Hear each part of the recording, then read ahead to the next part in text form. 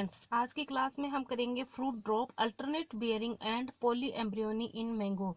तो फ्रेंड्स, जैसा कि हमने मैंगो कल्टीवेशन शुरू कर दिया है, तो पिछली क्लास में हमने फिजियोलॉजिकल डिसऑर्डर इन मैंगो पढ़े थे। तो उसमें कुछ फिजियोलॉजिकल डिसऑर्डर रह गए थे, जैसे कि अल्टरनेट बियरिंग या फ्रूट ड्रॉप।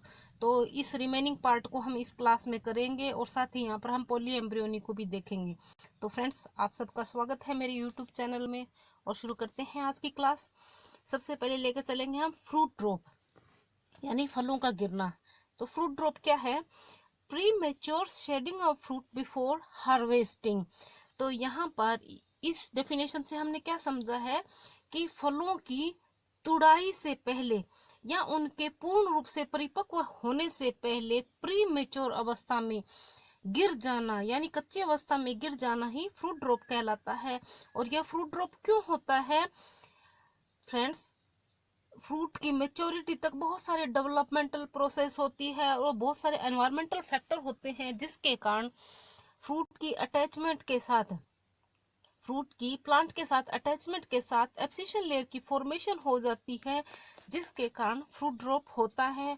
और मैंगो एक ऐसी फ्रूट क्रॉप है सभी फ्रूट क्रॉप्स में से जिसमें सबसे ज्यादा फ्रूट ड्रॉप पाया जाता है, जो कि 90 से लेकर 99% होता है। और यह फ्रूट ड्रॉप जो है फ्रूट सेट के 3 to 4 वीक के अंदर ही हो जाता है। और मैंगो में ओनली 0.1% हर्मोफ्रोडाइट्स फ्लावर जो है वही फ्रूट मैच्योरिटी तक पहुंच पाते हैं। अब देखते हैं टाइप्स ऑफ फ्रूट ड्रॉप। तो फ्रेंड्स, फ्रूट ड्रॉप जो है अलग अलग स्टेज में होता है, जिन्हें कि हम फर्स्ट ड्रॉप, सेकंड ड्रॉप और थर्ड ड्रॉप के नाम से जानते हैं। अब देखते हैं इनकी एक ब्रीफ डिस्क्रिप्शन। तो फर्स्ट ड्रॉप, इसे हम क्लीनिंग ड्रॉप के नाम से भी जानते हैं। यह जस्ट आफ्टर फ्लावर ओपनिंग के होता है, यानी जैसे ही फ्लावर ओपन हुए हैं उसी टाइम यह ड्रॉप हो जाता है। सेकंड ड्रॉप जो है वह हॉट समर के शुरुआत में होना शुरू हो जाता है। और इस अवस्था में क्या होता है कि जो अनफर्टिलाइज्ड और फर्टिलाइज्ड फ्लावर्स होते हैं वह ड्रॉपिंग ऑफ कर जाते हैं। और थर्ड ड्रॉप जो है उसे हम पोस्ट ड्रॉप कहते हैं। यह mostly marble size fruit development stage के टाइम होते हैं, क्योंकि इस समय फ्रूट्स में एब्सिशन लेयर फॉर्मेशन ज़्यादा होती है। तो अगर हम ओवरऑल मैंगो में देखें तो मैंगो में मस्टर्ड और पी स्टेज जो होती है वहाँ उसी अवस्था में सबसे ज़्यादा फ्रूट ड्रॉप पाया जाता है। और यह फ्रूट ड्रॉप की जो कंडीशन है वह variety, climatic condition, management practice, इनके ऊपर भी डिपेंड करती है, यानी इनके अकॉर्डिंग अलग अलग हो सकती है। तो फ्रेंड्स, यहाँ पर आप फुली ग्रोन मैंगो ट्री को देख पा रहे होंगे। अब देखते हैं कॉजेज ऑफ फ्रूट ड्रॉप, यानी फलों के गिरने के क्या क्या कारण हैं। तो इसमें defective perfect flower and low stigmatic receptivity, lack of pollination, poor pollen transfer due to insufficient pollen agents. तो प्राइमरी फेसी जो अगर इसका कॉज है, तो जो डिफेक्टिव फ्लावर्स होते हैं, यानी ऐसे पुष्प जिनके अंदर या तो लो स्टिग्मेटिक रिसेप्टिविटी होती है, या उनमें जो पोलन ग्रेन्स है उनका ट्रांसफर जो है वह प्रॉपर नहीं हो पाता है, और या इनसफिशिएंट पोलन एजेंट होता है, तो इनके कारण भी फ्रूट ड्रॉप हो जाता है, क्योंकि इनके कारण उसमें फ्लावर में पोलिनेशन नहीं होता है, फर्टिलाइजेशन नहीं होगा, तो फ्लावर शेडिंग करेंगे और फ्रूट भी शेडिंग करेंगे। इसी तरह जो हार्मोनल इम्बैलेंस है वह भी फ्रूट ड्रॉप का कारण बनता है, जैसे कि deficiency of auxin, gibberellin, cytokinin and high production of growth inhibitors जो है वह फ्रूट ड्रॉप के लिए रिस्पॉन्सिबल है। इसी तरह अनफेवरेबल क्लाइमेटिक कंडीशन, जैसे कि क्लाउडी वेदर, रेन और high humidity, high temperature, wind, hello storm, यह सभी अवस्थाएं भी फ्रूट ड्रॉप के लिए रिस्पॉन्सिबल मानी जाती है। इसी तरह अगर हम डिजीज और पेस्ट में देखें तो डिजीज है पाउडरी मिल्ड्यू, एंथ्रेक्नोज और पेस्ट मैंगो होपर और मिलीबग। इन सब के सम्मिलित प्रभाव से फ्रूट ड्रॉप की प्रॉब्लम आती है। अब देखते हैं फ्रूट ड्रॉप कंट्रोल मेजर्स, यानी हम ये जो फलों का गिरना है उसे हम कैसे कंट्रोल कर सकते हैं। तो सबसे पहले तो फ्रेंड्स हमें फ्रूट सेटिंग के टाइम रेगुलर वाटरिंग करनी है, रेगुलर इरिगेशन देना है। वाटर और मॉइस्चर मैनेजमेंट करके हम फ्रूट ड्रॉप को कंट्रोल कर सकते हैं। साथ ही हमें पेस्ट एंड डिजीज मैनेजमेंट करना है। मैं ऑलरेडी बता चुकी हूँ पाउडरी मिल्ड्यू है, इसके कारण फ्रूट ड्रॉप होता है, तो इसे आप कंट्रोल करके डिजीज और पेस्ट को कंट्रोल करके इसे फ्रूट ड्रॉप को कंट्रोल कर सकते हो। और अगर हम केमिकल कंट्रोल की बात करें तो plant growth regulator 2,4-D 10 to 15 ppm and AA 25 ppm के अगर पी स्टेज पर स्प्रे की जाती है और एप्लीकेशन की जाती है तो फ्रूट ड्रॉप को कंट्रोल किया जा सकता है। इसी तरह 2% यूरिया की स्प्रे जो है वह भी इफेक्टिव मानी गई है। और अगर पर्टिकुलर वैरायटी को लेकर चलें तो दशहरी वैरायटी के 12 ईयर में जो 12 ईयर का जो ट्री है उसके अंदर प्लांट ग्रोथ रेगुलेटर की 3 डिफरेंट स्टेज पर स्प्रे की जाती है, तो इससे भी फ्रूट रिटेंशन बना रहता है। तो इनको अलग अलग हम देख लेते हैं। इसमें है NAA 40 ppm की स्प्रे प्री ब्लूम स्टेज पर, CCC क्लोर जिसे हम क्लोरम क्वाट भी बोलते हैं 200 ppm की स्प्रे पी स्टेज पर, और AgNO3 यानी सिल्वर नाइट्रेट की स्प्रे 200 ppm मार्बल स्टेज पर कर देने पर दशहरी वैरायटी में मैक्सिमम फ्रूट रिटेंशन बना रहता है। यहाँ पर आप फुली मैच्योर मैंगो देख पा रहे होंगे। अब देखते हैं बाई एनियल बियरिंग। तो फ्रेंड्स हमने मैंगो कल्टीवेशन जैसे भी किसी भी क्लास में पढ़ा है तो वहाँ पर बहुत सारी इसके अंदर टर्म आती है, biennial bearing, alternate bearing, erratic bearing, irregular bearing. तो यह सब क्या है, इसी का क्वेश्चन का जवाब हम इस स्लाइड में देखेंगे। इसे हम यहाँ पर ये अलग अलग डिफरेंशिएट करके देखेंगे कि बाईएनियल बियरिंग क्या है, इरेगुलर बियरिंग क्या है। तो फ्रेंड्स जो बाईएनियल बियरिंग है इसे अल्टरनेट बियरिंग के नाम से भी जाना जाता है। इसी तरह जो इरेगुलर बियरिंग है यानी अनियमित जो फलन की आदत है उसे इरेगुलर, इरेक्टिक बियरिंग और पीरियोडिसिटी ऑफ क्रॉपिंग के नाम से भी जाना जाता है। तो बाईएनियल बियरिंग क्या है? बाईएनियल बियरिंग में अल्टरनेट ईयर्स के अंदर यील्ड वेरिएशन पाया जाता है, यानी 1 ईयर ऑफ ऑप्टिमम और हैवी फ्रूटिंग होती है जिसे हम ऑन ईयर कहते हैं, और दूसरे ईयर में लिटिल और नो फ्रूटिंग होती है, यानी बहुत कम फ्रूटिंग होगी या होगी ही नहीं, तो इसे हम ऑफ ईयर कहते हैं। जबकि इरेगुलर बियरिंग में क्या होता है, cropping does not follow a systematic pattern, यानी जो अनियमित फलन की आदत है उसमें जो क्रॉपिंग है वह एक सिस्टमेटिक पैटर्न में नहीं होती है। इसमें एक बार तो ऑप्टिमम क्रॉप ली जा सकती है, लेकिन यह जरूरी नहीं है कि उसके तुरंत नेक्स्ट ईयर क्रॉपिंग आ जाए, या 2 से 3 साल तक भी नहीं आती है और हो सकता है तुरंत उसके नेक्स्ट ईयर भी आ जाए, यानी एक सिस्टमेटिक पैटर्न में नहीं होती है। अब ये बाईएनियल बियरिंग में आते हैं। तो बाईएनियल बियरिंग जो है एक वैराइटल कैरेक्टर है जो कि जेनेटिक मेकअप के द्वारा गवर्न होती है, और बाईएनियल की प्रॉब्लम जो है वह फ्रूटिंग के सेकंड ईयर के बाद में शुरू हो जाती है, और जैसे जैसे यह एज एडवांसेस होती है, जैसे जैसे उम्र बढ़ती है, यह बाईएनियल बियरिंग की प्रॉब्लम बढ़ती जाती है। लेकिन इरेगुलर बियरिंग जो है वह पुअर ऑर्चर्ड मैनेजमेंट प्रैक्टिसेस के कारण होती है। तो दोनों में क्या डिफरेंस है, बाईएनियल बियरिंग तो होती है वैराइटल कैरेक्टर है, जेनेटिक मेकअप के कारण होती है, लेकिन इरेगुलर बियरिंग किससे हुई, पुअर ऑर्चर्ड। अब देखते हैं probable causes of biennial bearing, यानी जो एकांतर फलन की समस्या है इसके क्या क्या कारण हो सकते हैं। तो फ्रेंड्स मैं पीछे बता चुकी हूँ कि अल्टरनेट बियरिंग या जो बाईएनियल बियरिंग है वह एक वैराइटल कैरेक्टर है जो कि जेनेटिक मेकअप के द्वारा गवर्न किया जाता है, और यह जो है वह फ्रूटिंग के सेकंड ईयर से शुरू हो जाती है, जो कि जैसे जैसे प्लांट की उम्र बढ़ती जाती है वैसे वैसे यह प्रॉब्लम भी बढ़ती जाती है। तो इसके क्या क्या कारण है क्लाइमेटिक कंडीशन जैसे कि high temperature, too low temperature, frost, high wind, hailstorm, pest और डिजीज अल्टरनेट बियरिंग के लिए रिस्पॉन्सिबल है।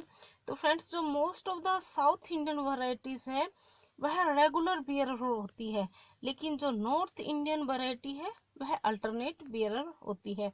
यानी हमारे ऑर्चर्ड में अगर नॉर्थ इंडियन वैरायटी लगाई हुई है तो भी यह अल्टरनेट बियरिंग के लिए रिस्पॉन्सिबल मानी जाती है। इसी तरह पाउडरी मिल्ड्यू डिजीज अगर ऑर्चर्ड में है, प्लांट्स में है, तो यह भी ऑन ईयर को ऑफ ईयर में कन्वर्ट कर देती है। यानी फ्रूटिंग जो ट्री है उसमें भी फ्रूट ड्रॉप की समस्या आ जाती है और अल्टरनेट बियरिंग की समस्या आ जाती है। तो फ्रेंड्स, जो मैं बता चुकी हूँ कि जो साउथ इंडियन वैरायटी है वह पॉली एम्ब्रियोनिक और रेगुलर बियरर होती है। और इसके एग्जांपल देखें तो हम वलाई कोलम्बन, चंद्रकरण, बप्पाकाई, नलाईश्वर ड्वार्फ, कुरुकान, गोवा, और सोलन, बेल्लारी और मलगोआ है। तो फ्रेंड्स, यह जो वैरायटी है यह रेगुलर बियरर होने के साथ साथ इनको एज ए रूट स्टॉक भी काम में लिया जा सकता है। इसी तरह जो सी एन रेशो है वह भी अल्टरनेट बियरिंग को दूर करने में मदद करता है। अगर फेवरेबल सी-एन रेशो होता है तो प्लांट के अंदर फ्लावरिंग के लिए रिस्पॉन्सिबल जो सब्सटेंसेस हैं उनकी सिंथेसिस ज़्यादा होती है और इसके डिस्टर्ब हो जाने से भी जो फ्लावरिंग है वो प्रॉपर नहीं हो पाती है और अल्टरनेट बियरिंग की समस्या आती है। इसी तरह हम अगर यह केमिकल कंट्रोल देखें इसका अल्टरनेट बियरिंग या बाइनल बियरिंग का, तो पेक्लोबिट्रा जो होता है उसकी 5 ग्राम से लेकर 10 ग्राम पर ट्री अगर एप्लीकेशन की जाती है सितंबर से अक्टूबर के मध्य में, तो यह प्लांट के अंदर अर्ली और प्रोफ्यूज फ्लावरिंग के लिए रेस्पॉन्सिबल होगा। अर्ली और प्रोफ्यूज फ्लावरिंग होगी प्लांट में। इसी तरह हार्मोनल बैलेंस जो है वह भी इम्पोर्टेंट फैक्टर होता है जो कि अल्टरनेट बियरिंग को कंट्रोल कर सकता है। अगर प्लांट में हाई लेवल ऑफ ऑक्सीजन है और लो लेवल ऑफ जिब्रेलिन है तो यह फ्लोरीफेरस शूट के प्रोडक्शन के लिए इम्पोर्टेंट है और इनके इम्बैलेंस हो जाने पर प्लांट में अल्टरनेट बियरिंग की समस्या आती है। तो फ्रेंड्स, इस स्लाइड में हमने कुछ कंट्रोल मेजर को भी देखा है और अब इस नेक्स्ट स्लाइड में भी हम कुछ अदर कंट्रोल मेजर्स को देखेंगे। तो अल्टरनेट बियरिंग को कंट्रोल करने के लिए हमें क्या करना है, रेगुलर बियरर वेराइटीज को ग्रोन करना है। मैं ऑलरेडी बता चुकी हूँ कि जितनी भी साउथ इंडियन वेराइटी है वो रेगुलर बियरर है। इसके अलावा कुछ अदर वेराइटीज देख लें जैसे बेंगलोरा, नीलम, तोतापुरी, रेड स्मॉल, रुमानी, मल्लिका, आम्रपाली। तो इन सबको ग्रोन करके हम अल्टरनेट बियरिंग की समस्या को खत्म कर सकते हैं। इसी तरह जो प्रूनिंग होती है, प्रूनिंग जो है बाइएनियल बियरिंग को तो इम्प्रूव नहीं कर पाती है, लेकिन जो ओल्ड ट्रीज होते हैं उनमें इरेगुलर बियरिंग की समस्या को हम प्रूनिंग के द्वारा सोल्व कर सकते हैं। और बाइएनियल बियरिंग को केमिकली कंट्रोल करने के लिए मैंने ऑलरेडी बताया था कि पेक्लोबिट्राजोल जो है एफिशिएंट रहता है, लेकिन इसके अलावा फ्लावरिंग को इंड्यूस करने के लिए इथ्रेन, जिसका केमिकल नेम है 2-क्लोरोइथेन फॉस्फोनिक एसिड, इसकी भी स्प्रे करके हम इसमें फ्लावरिंग को इंड्यूस कर सकते हैं और अल्टरनेट बियरिंग की समस्या को खत्म कर सकते हैं। इसके अलावा डी ब्लॉसमिंग की क्रिया जो है वह फुल ब्लूम स्टेज पर या जब पेनिकल पूर्ण रूप से डेवलप हो जाता है करने पर भी यह अल्टरनेट बियरिंग की समस्या खत्म हो जाती है। इसी तरह फ्रेंड्स, जावा और फिलीपींस में फ्लावरिंग को इंड्यूस करने के लिए स्मोकिंग की प्रोसेस की जाती है। और लास्ट में गुड मैनेजमेंट प्रैक्टिसेस जैसे कि फ्रूट सेट और फ्रूट डेवलपमेंट स्टेज के टाइम प्रॉपर इरिगेशन करना, शेड्यूल्ड मैन्योर और फर्टिलाइजर की एप्लीकेशन करना, प्रॉपर इंटरकल्चरल ऑपरेशन करना, प्लांट प्रोटेक्शन मेजर्स को प्रॉपर टाइम पे काम में लेना, यह सभी गुड मैनेजमेंट प्रैक्टिसेस जो है वह अल्टरनेट बियरिंग को दूर करने में मदद करती है। तो फ्रेंड्स, अब नेक्स्ट देखते हैं mono embryonic and poly embryonic mango. तो शुरू करते हैं। तो फ्रेंड्स, यहाँ पर हम इसे भी डिफरेंशिएट करके देखेंगे कि मोनो एम्ब्रियोनिक मैंगो क्या है और पॉली एम्ब्रियोनिक मैंगो क्या है। तो अगर दोनों का डिफरेंस देखें तो जो मोनो एम्ब्रियोनिक मैंगो है वह सिंगल सीड से डेवलप्ड प्लांट है। तो जो सिंगल सीड होता है उसमें सिंगल ही एम्ब्रियो होता है और जर्मिनेशन पर यह सिंगल प्लांट की ही प्रोडक्शन करता है। लेकिन जो पॉली एम्ब्रियोनिक मैंगो है उसमें सिंगल सीड के अंदर मोर देन वन एम्ब्रियो होता है, जो कि जर्मिनेशन पर भी मोर देन वन प्लांट की को प्रोडक्शन करता है। और इसे सबसे पहले शैचेट ने 1859 में ऑब्जर्व किया था। जो मोनो एम्ब्रियोनिक मैंगो है वह ट्रू टू टाइप ब्रीड नहीं होते हैं, क्योंकि यह जो वैरायटी है या जो प्लांट है वह टू डिफरेंट वैरायटीज के फ्लावर्स में नेचुरल क्रॉस के कारण डेवलप होते हैं। लेकिन जो पॉली एम्ब्रियोनिक मैंगो होते हैं वह ट्रू टू टाइप होते हैं। सिर्फ इसमें एक जो सीडलिंग होती है वह नेचुरल क्रॉसिंग यानी सेक्सुअल एम्ब्रियो से डेवलप हुई होती है। इसके अलावा अदर एडवेंचरस एम्ब्रियो जो है वह न्यूक्लियस सेल से डेवलप होते हैं। और अगर मोनो एम्ब्रियोनिक मैंगो में देखते हैं तो सीडलिंग जो है उसमें बहुत ज़्यादा वेरिएशन पाया जाता है। लेकिन पॉली एम्ब्रियोनिक मैंगो से जो सीडलिंग हमें मिली है उसमें क्या है कि वो एडवेंचरस एम्ब्रियो जो है वह न्यूक्लियस सेल से अराइज होते हैं, जिन्हें कि हम न्यूक्लियर सीडलिंग और एपोमिक्टिक सीडलिंग कहते हैं। यह जो सीडलिंग होती है वह मदर जो प्लांट है उसकी क्लोन होती है। तो फ्रेंड्स यहाँ पर जो नेचुरल क्रॉसिंग से जो सीडलिंग डेवलप होती है पॉली एम्ब्रियोनिक मैंगो में वह वीक होती है, इसलिए उसको अप्रूट कर देना चाहिए। हमें सिर्फ कौन सी सीडलिंग लेनी है, जो न्यूक्लियर सीडलिंग है या एपोमिक्टिक सीडलिंग है, यही हेल्दी सीडलिंग होती है और यही मदर की क्लोन होती है, इसलिए इनको ही ग्रोइंग करने के लिए काम में लेना चाहिए। अब नेक्स्ट डिफरेंशिएशन देखें तो मोनो एम्ब्रियोनिक मैंगो जो होते हैं उनको वेजिटेटिव मीन्स से प्रोपिगेट करना जरूरी होता है, ताकि इसमें जो पाई जाने वाली वेरिएबिलिटी है उनको दूर किया जा सके और डिजायरेबल करेक्टर और क्वालिटी फ्रूट प्रोडक्शन लिया जा सके। लेकिन पॉली एम्ब्रियोनिक मैंगो में मैंने आपको बताया कि जो न्यूक्लियर सीडलिंग्स होती है उसको इंडिपेंडेंट प्लांट की तरह ग्रोन किया जा सकता है, क्योंकि यह मदर प्लांट की क्लोन होती है। और मोनो एम्ब्रियोनिक वैरायटी में अगर हम देखें तो जितनी भी नॉर्थ इंडियन वैरायटी है वह सभी मोनो एम्ब्रियोनिक है। नॉर्थ इंडियन वैरायटी कौन कौन सी है? लंगड़ा, दशहरी, चौसा, ये सभी जो है नॉर्थ इंडियन वैरायटीज हैं। तो north Indian varieties mono embryonic होने के साथ साथ ही हेट्रोजाइगस नेचर की होती है, यानी ये मदर प्लांट से अलग करेक्टर रखती है। और पॉली एम्ब्रियोनिक वैरायटी है, इसके एग्जाम्पल अगर हम एग्जाम्पल देखें तो apricot, Higgin, Simon, strawberry, Sabre, Pico, Carabao, Cambodiana, turpentine, Saigon है, और यह सभी वैरायटी मदर प्लांट की क्लोन होती है। तो फ्रेंड्स यहाँ पर हमने मोनो एम्ब्रियोनिक, पॉली एम्ब्रियोनिक के अंदर डिफरेंस देखा है, इंपॉर्टेंट वैरायटीज को भी देखा है। Friends, hope you enjoyed this video. Thanks for watching.